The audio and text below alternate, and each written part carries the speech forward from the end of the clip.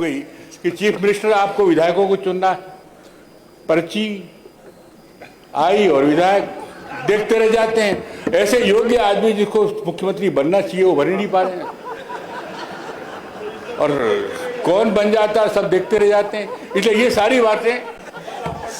अध्यक्ष जी, ऐसे दोस्त हो तो दुश्मनी करने की जरूरत नहीं। पवन सिंह जी बोलना है, आप तो ट्रेड यूनियन लीडर हो, ट्रेड लेबर वाले पे बोलना है, बोलना तो पड़ेगा।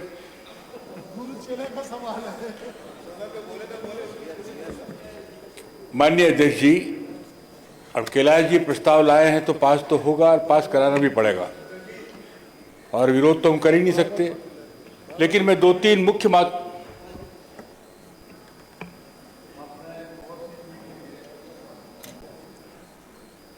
जो कहा अभी, मुझे एक प्रसंग याद आता है। शून्यकाल में हम लोग खड़े हुए थे, सामान्यतः जो ध्यानाकर्षण या स्थगन की सूचनाएं देते थे, हम लोग अपोजिशन में थे, श्रीनिवास तिवारी जी आसंदी पे थे, तो आप खड़े हुए, आपने जोर जोर से शून्यकाल में विषय को उठाया, तो आसंदी से पूछा गया आपने क्या दिया, स्थगन दिया, ध्यानाकर्षण दिया, क्या दिया? तो आपने कहा जिन लोगों ने दिया उनका क्या होगा।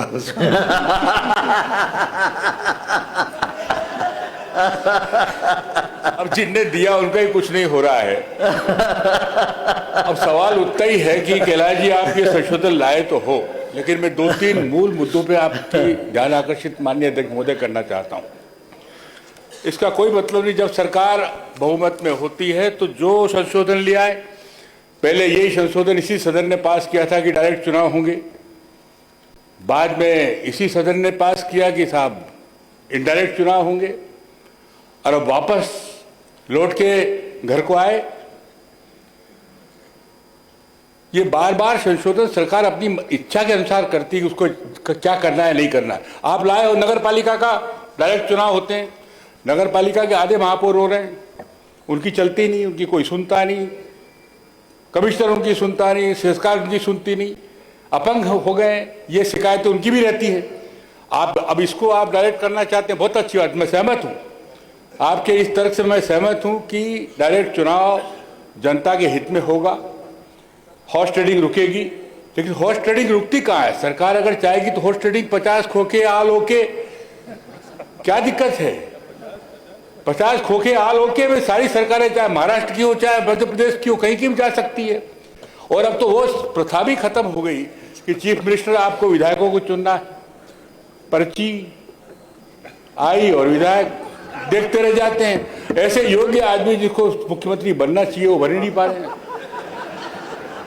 और कौन बन जाता है सब देखते रह जाते हैं। इसलिए ये सारी बातें। अध्यक्ष जी, ऐसे दोस्त हो तो दुश्मनी करने की जरूरत नहीं।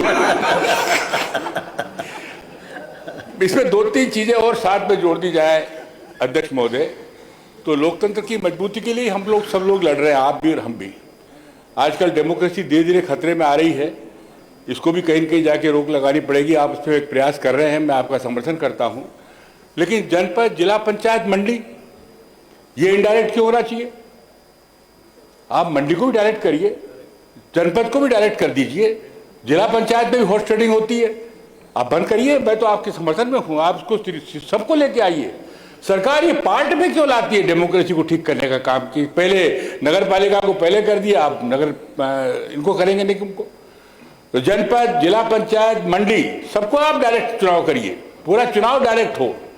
और एक बात पे और प्रतिबंध लगाने की जरूरत है जो पूरे देश में, नहीं तो फिर क्या है कि हवाई जहाज में भर करके, जैसे हमारे साथी कह रहे थे कि कहीं ले जाना है, असम में जाके खड़ा कर दिया जहाज, मालूम पड़ा वापस लौटे, सरकारें बदल गई, महापौर बदल गए, अध्यक्ष बदल गए।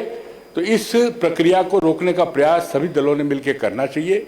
अभी संविधान भी खतरे में है और सरकार भी खतरे में है, डेमोक्रेसी भी खतरे में है। आप बचाने का प्रयास कर रहे हैं, बहुत बहुत धन्यवाद। श्री उमन सिंगार जी। धन्यवाद अध्यक्ष जी। माननीय अध्यक्ष जी, कांग्रेसियों को हमसे जुड़े रहने के लिए हमारे YouTube चैनल को सब्सक्राइब करें और नई वीडियो की नोटिफिकेशन के लिए बेल आइकॉन को दबाएं। अगर आप ये वीडियो Facebook पर देख रहे हैं तो लाइक जरूर करें और ज्यादा से ज्यादा शेयर करें। धन्यवाद।